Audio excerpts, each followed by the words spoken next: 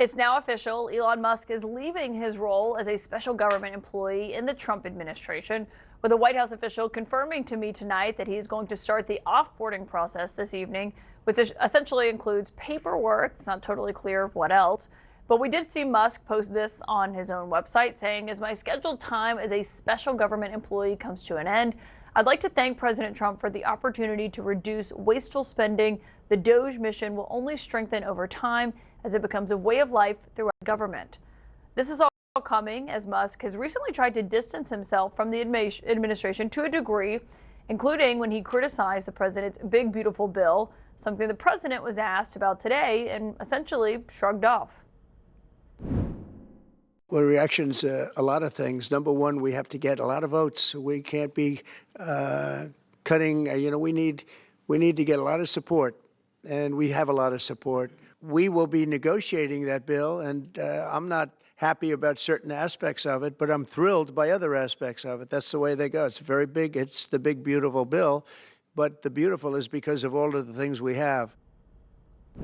Here's what Elon Musk had to say about that bill, which the Congressional Budget Office has estimated would add more than $3 trillion to the federal deficit. I was disappointed to see the massive spending bill, frankly, which increases the budget deficit, not just decrease it, and undermines the work that the DOGE team is doing. I think a bill can be big or it can be beautiful, but I don't know if it can be both. My personal opinion. My source on all of this tonight is the veteran tech journalist, Kara Swisher. And Kara, it's great to have you here. What do you make of Elon Musk officially leaving his role that he is tonight? Well, it's a long goodbye, isn't it? I mean, he seems to be leaving and going out. He needs to work on his company. This was inevitable that he was not going to stay there very long. And it pushed along by the fact that his businesses are a bit in distress. And so he needs to pay attention and do his actual job. Do you think he's actually leaving? I think he's probably frustrated by the pace of government. And when he goes back to his companies, he says jump and they say how high. At the government, they don't do that. And I think he found a lot more difficulty in finding real cuts and everything else. And I think they're only sending $9 billion in DOGE cuts which is nothing. It's a drop in the bucket, which means pretty much his effort was a failure. Yeah, that's what they're planning to send up to the Hill based on what we know so far. But I mean, $9 billion might sound like a ton of money to someone who's watching, but when you think about his stated goal of $1 trillion to cut coming in. $2 trillion at first. $2 trillion initially, then that was halved to be more realistic. Yeah. I think that puts it more in perspective of how much there was this high bar that they did not reach. No, it's what they spent on paper clips. I mean, it's really not a lot. And he didn't find it. He was able to do it because he made cuts in particular areas, some of which were regulating him, like foreign budgets, maybe attack NPR, attack things like that. But it wasn't significant cutting that they were talking about, which is reforming government extensively. And as he correctly pointed out, you can't have a bill that's big and beautiful. You can have one or the other. And Musk can do math, I think, and he understands the deficit. This $2.3 billion or more raising the deficit is very dangerous for this country, which was something I think he genuinely wanted to help fix. Did the president's response when he was asked about Elon Musk saying, it can be big or it can be beautiful, it can't be both, which he said with a laugh there, but I do think is a point that he actually probably believes. Were you surprised that Trump didn't have a stronger response to that? No, because he was just saying, yeah, that's the way it goes here up in there.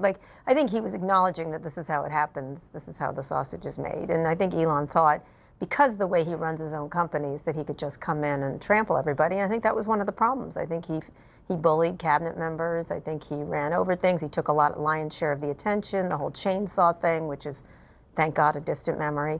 And I think he did a lot more showmanship than he did actual work. I thought what he said to the Washington Post in an interview was interesting. He said, DOGE has just become the whipping boy for everything. Something would go bad, something bad would happen anywhere, and we would get blamed for it even though we had nothing to do with it. Oh, woe is me. So that's what, when you're on the big leagues, that's what happens. You have to take blame. And he attracted attention to himself, so he has no one to blame but himself in that regard. I mean, he wanted the attention, he wanted the power, he showed up in cabinet meetings, and then he was mad that people didn't agree with him and then started to complain about him, either on the record or off the record. So he's whiny like that in lots of ways. Everyone's out to get him, whether it's Sam Altman or or people who don't like Teslas or Elizabeth Warren. It doesn't matter. He's always got some victimization thing going on. Did it stand out to you that he wasn't wearing the typical hat that he's been donning in a lot of the cabinet meetings, the MAGA hat or anything about Trump? No. And instead he's wearing the shirt. Occupy Mars. He wears that a lot. That's actually something he wears a lot. No, I think he'll still be around. I think they'll still want him for the money. There's very few people who can write a check that big for particular things. There's a lot of rich people, possibly a lot of easier to deal with rich people, I guess. But there's no one who could who really would bet that much, make that much of a bet like Elon does. And that is one attribute he has. His ability to take risks is higher than most people. Yeah, and it's not like he's totally gone from Trump's orbit. I mean, No. he was just in the Oval Office when the South African leader was there, and Sure obviously was. had a huge influence on how that went down. Clearly, absolutely. I think he'll be able to call Trump up, but I suspect they found him a bit of a nuisance. That's what I understand from people there. You mentioned his other companies, and today we saw a group of Tesla investors send a letter to him urging him to commit to at least 40 hours a week running the company, saying his outside endeavors appear to have diverted his time and attention from actively managing Tesla's operation, as any other chief executive officer or publicly traded company would be expected to do. Correct. I know. That's the thing is, can we please have 40 hours of your week, which is kind of ridiculous. And Tesla's really got some real challenges going forward, including finding a car that people want to buy. And the original car is amazing, but you don't rely on a single car. You have to continue to innovate. And he's dropped the ball there, and others have taken it up. And now he's in a real jam, actually. Yeah, he seemed to acknowledge that himself, that he spent maybe too much time on politics recently, saying, he did blame the media a bit, saying the media is going to overrepresent any political stuff. He said, it's not like I left the companies. It was just relative time allocation that probably was a little too high on the government side. Oh my God, he was tweeting every 5 minutes all about politics. Come on, he always blames other people. Look at his Twitter storm that he used to have all the time. Now he's tweeting about his businesses mostly, but he spent all his time in a look at me situation. Here I am in the front row of the inauguration. Here I am jumping up and down on a stage. Here I am in the cabinet meeting. He has no one to blame but himself on the problems at Tesla. And the fact that competition exists, and that's what's happened here. Well, and on I think some people may hear this and say, well, he was trying to do good. He was trying to find fraud in the federal government. But I was listening to Steve Bannon last week, and he was essentially saying, Republicans are trying to cut whatever they can from Medicaid for this bill. They're getting blamed by Democrats.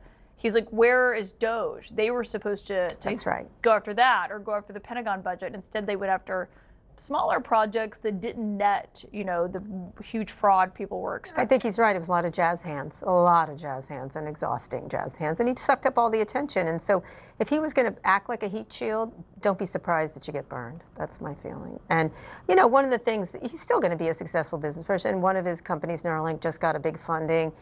People, I wouldn't bet him out in the car business, although he has a much tougher road there. Obviously, Starlink has challenges, but it's doing really well. The space stuff is really interesting. I mean, if he devotes himself to that, he would be great. But this is going to be probably years from now seen as an alleyway he went down that just didn't work out quite as well for him. Does it surprise you at all that this did not end in a massive blow up between Elon Musk and Trump that some people predicted might happen? I don't know, TK, right? He starts by little criticisms. And I think I do tend to agree with him on the tariffs and free trade. Again, he can do math. Deficits are a real problem for this country. And here we have this big, beautiful bill that's going to raise them rather substantially, which is mortgaging the future of our children. It just is. That's the way it is. And I think he believes that. And the tariffs don't help the situation, including for his own businesses. Kara Swisher, great to have you on set. Thanks. Thanks for joining us.